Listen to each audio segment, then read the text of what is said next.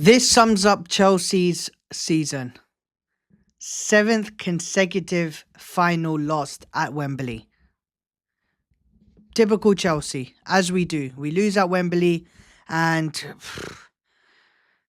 not much to say about this final. 1-0 loss to Manchester City. We looked like we didn't want it at all. Chelsea, we didn't play so well. City didn't play well either. We had them on the ropes, but unfortunately, due to one brilliant moment by Antoine Semenyo, destroyed our season completely. This FA Cup win, if we had won it, would have changed our season completely. Yes, we're doing horribly in the Premier League, but at least we had the FA Cup win. At least that Europe spot confirmed. But no. Now, as we speak, let me tell you, ladies and gentlemen, we are ninth place in the Premier League with 2 games to go. Joint with Everton, 1 point away from Fulham, 1 point away from Sunderland, and 3 points away from Newcastle. And Newcastle are 13th place in the Premier League. That is Chelsea's season. And now we lost in the FA Cup to Manchester City, who didn't really need the FA Cup. I mean, nobody really thought they were going to do the domestic double until they got as far as they did. Chelsea, we had such an easy route as well. We had like the Port Vales, the Hull Cities, Leeds in the semi-final. We had the easy way in. All we needed to do was win 1 game. And that would have changed our perspective of our season. But now, we might not even get Europe. We're so low in the Premier League table. FA Cup slipped out of our hands. It's dark. It is really dark. But let's talk a bit about the game. Now, for me, looking into it, Chelsea beating City, come on. I didn't think that was going to happen. But I saw the lineup today, and Callum McFarlane went for 3 at the back.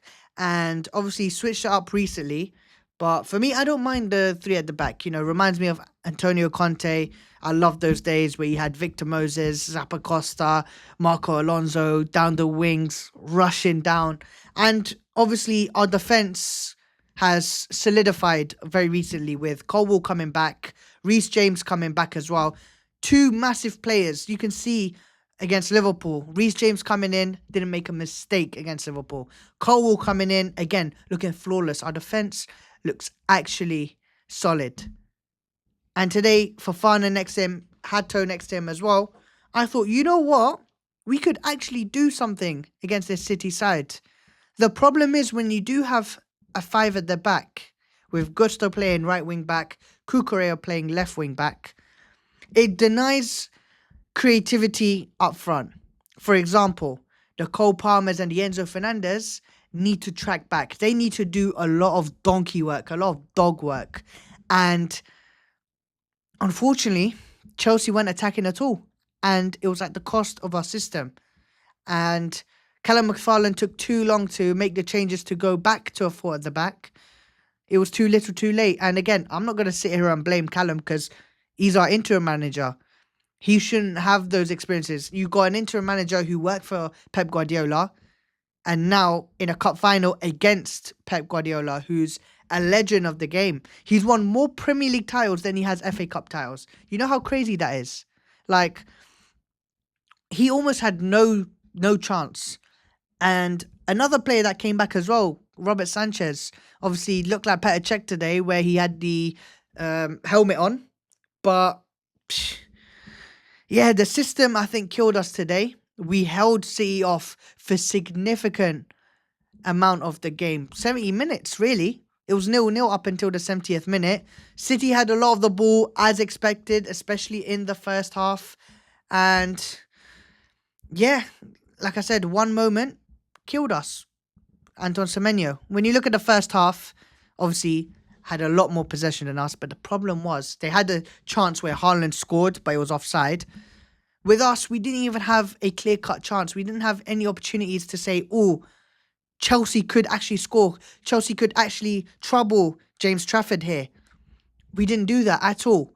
But 2 things that did happen, which potentially may have thrown the game for Chelsea. And again, it is something that has consistently happened at Wembley. And not to blame the referee, but the referee I am blaming today. Now, the first one, you had Husanov against João Pedro. And Husanov has his fingers all over the crime scene. And look, you look at the first one, I think it was a barge. But you can argue for it to be a penalty. Because if that was to happen anywhere outside of the penalty box, I think 9 times out of 10 is given as a foul. But because it was too decisive, it's a penalty, 50-50. I can understand the referee giving Husanov the benefit of the doubt. It's calm. Cool. Shoulder to shoulder, minor. Now, the next one was against Jarrell Hato, where he was pretty much through on goal. And Husanov, once again, pretty much uses his elbow to push at the back. And how that wasn't a foul was ridiculous to me. I thought the referee completely got it wrong. Obviously, we've got the replays. I was watching it in the studio, and fans watching in Wembley, I can imagine how frustrated they must have been to see that live, not see a replay, and the referee not even looking at it. You can see VAR not even giving the referee an option to look at the challenge. Like, why are you not sending the referee to at least have a look and then make a decision himself that cost Chelsea the game? And look, I'm not going to sit here and say that we deserve to win it, but at least that would have helped. Could have been 1-1 and then taken to extra time, and then whatever happens there happens. But I feel like over the years at Wembley, we have been let down by the referees again and again and again. And this was another one. Another moment. But today, one player I do want to talk about on the City end. Erling Haaland, my friend. I love Erling Haaland, but he is the complete opposite of Didier Drogba. Didier Drogba turns up in finals, and Erling Haaland seems to turn off in finals. He got the goal, which was offside, but is there question marks about Haaland being a big game player? And by that, I mean in the finals. Because we say that about Harry Kane. Can we say the same about Haaland? Leave your comments down below. Let me know. Let me know what your thoughts are. But yeah, Haaland got the assist today, with obviously to Semenyo. But Semenyo, unbelievable. He missed an absolute stinker. A header direct. He could have easily scored. Let Man City down there. But that touch, that sort of back heel into the bottom corner. And again, not much Chelsea can do there. Defensively, I think it was just Semenyo's quality. And with Semenyo, he is so good at doing the foundations perfectly. His foundations are so well done that he doesn't need to do the extras like what Cherki does or what Doku does, for example. He does the minimum to a T. And yeah, man, what a signing Semenyo has been. Winning, I believe, his first domestic trophy as well, which obviously for him is an incredible achievement, even though I would love to have had him at Chelsea. But very quickly to talk about Chelsea again with the lack of wingers. Obviously, we had Pedro Neto come on, we had Garnacho come on as well, but they are horror wingers. And you look at Gusto and Cucurella today, I personally don't think Gusto had a bad game. Against Liverpool, he was absolutely atrocious, but today I thought he was all right. But the problem is with those particular players, like, don't get me wrong, Cucurella, I think he's one of the best left-backs in the world, arguably the best. And, I mean, Gusto, he's on and off. He can be very good or very bad. But for me, the problem is with having a three at the back, your wing-backs have to be just as good attacking as they do defending. But the problem is, with Cucurella and Gusto, they're more defenders than they are attackers or wingers. You look at the likes of Alonso, you look at the likes of Victor Moses, for example, they were almost as good as attacking as they were defending. Like, Victor Moses was a winger before he is a right back. Like, that's the thing. When you're going to have three at the back, and those wing backs are so important, they need to be very attacking. Just like, for example, how Reece James is. That's why Reece James was very good at that wing back role under Tuchel. But yeah, I think obviously the three at the back, we were very solid, but killed us going attack. Cole Palmer, an absolute stinker. This guy, I mean, I don't want to say it. I don't want to be the first to say it, but that could be a one season wonder for him. And if any rival fan was to say that he had a one season wonder, I would believe them. Honestly, I would believe them. I wouldn't sit here and debate because for me, he has not shown in the past 18, 24 months why he should be one of the best 10s in the world or even in the league. Like, you look at the likes of Turkey, for example. Marmoush started as a second striker alongside Haaland and was absolutely poor. At halftime, Pep makes the change, and it was a brave change in my opinion. Keeping Marmoush in the starting lineup was a big call to drop Turkey, but then obviously the brilliance of Turkey coming on and making such a difference, and you can see it in the individual brilliance between Turkey and Cole Palmer. Cole Palmer was invisible today. Honestly, didn't want it at all, and if you had subbed him off, I wouldn't have realized, honestly.